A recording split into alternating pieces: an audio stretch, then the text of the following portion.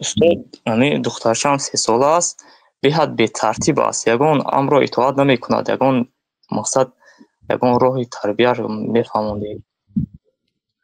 اکنون 3 ساله ها عالی آهسته آهسته میشد. الولد 7 امیر و 7 وزیر و 7 اسیر و 7 وزیر ثم تشاوره و یشاورک. کودک 7 سال امیر است میگم.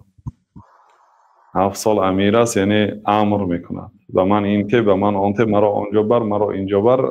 امیر است، امرش اطاعت کرده میشه. و 7 اسیر، بعد این 7 سال اسیر میشه.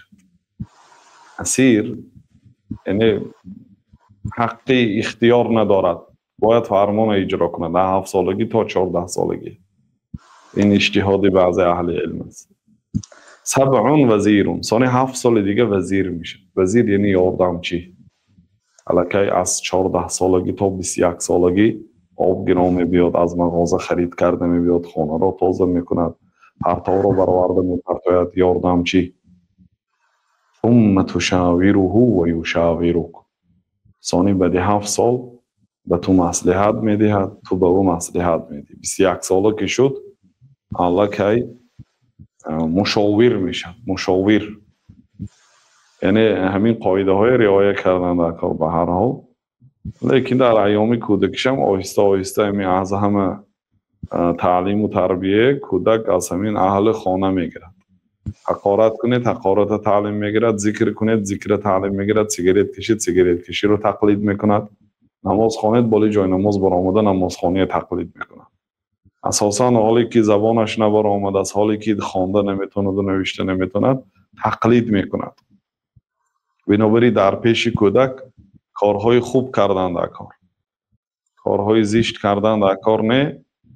و حتی بعضی آدم ها گفتن که همین یگان مادر در خانهش قرآن خوانده نتواند، قرآن عربی خوانده نتواند، همین خیلی قرآن گیرد و خیلی کرده شیند گفتن در پیش بچه هاش، تا اینکه اونها هم تقلید کنن.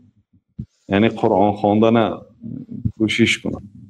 قرآن خواندن 1 هفته وقت میگیرد برادرها خواهرها. کسایی که خاصتا بیکاری هستید 1 هفته خواندنش یاد میگیرید. 28 حرف است در 1 روز یاد میگیرید، در 6 روز دیگرش کلمه های خواندن تعلیم میگیرید. یگان مشکل نداره. بعد همین آهسته باشیدم کم کم قرآن خوانی یاد گیرید. قلبتون گشاده میشد، به خانوادتون برکه میشد، جن و شیطان ها میگریزد، فیض و برکه رحمات الله تعالی میفراید، فرزنداتون به نیکیتون میرسد.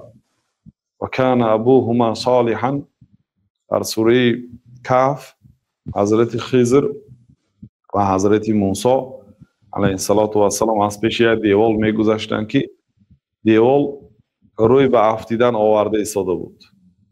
یعنی قریب که دیوال افتاد. بعد اینا راهگذر حضرت خضر گفتن که این دیوال رو ویران میکنیم و از نو ساخته میریم. دیوال افتاندن و گشته از جاش خوب کرده ساخته رفتن. بعد وقتی که از حکمتش حضرت موسی را خبردار کردند گفتن که و اما الجدار فکان لغلامین یتیمین، اما اون دیوالی که ما راست کردیم و بر عوضش پول نگرفتیم، بی خواهشی کسی، هیچ کسی اون فرمان نداده است، هیچ کس التماس نکرده است، دیوال و ویران کرده از دیگه راست کرده ساختن. و اما الجدار فکان لغلامین یتیمین، اما اون دیوال از آن 2 غلامی یتیم بود، یعنی 2 بچه بود. غلام گفته عربا پسر بچه میگه، 2 پسر بچه یتیم بود. و در زیر همون درخت و کان تحته کنز لهما، در زیر همون دیوال کنزی آنها بود، یعنی از پدرشان طلا میراث مانده بود، در زیر پای دیوار گذاشتگی است.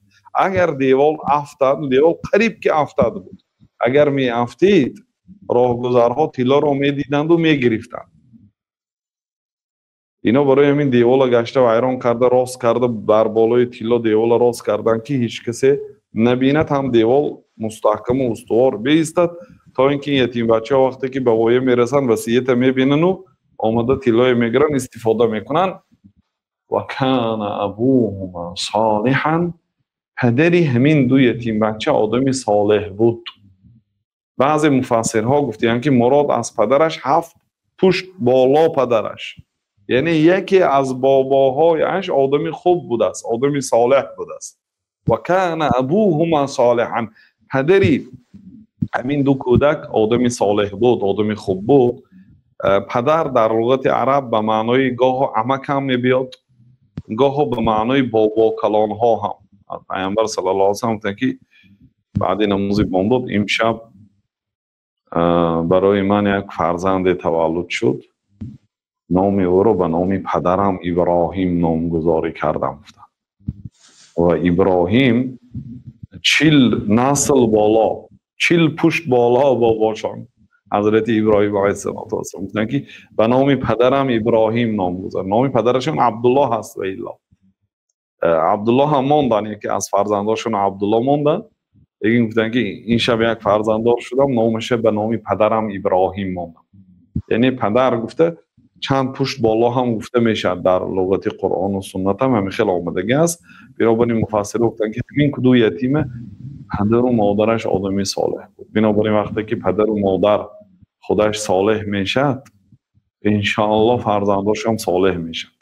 نبیره هاش، عبیره هاش تأثیری نیکی ما ها میرسد.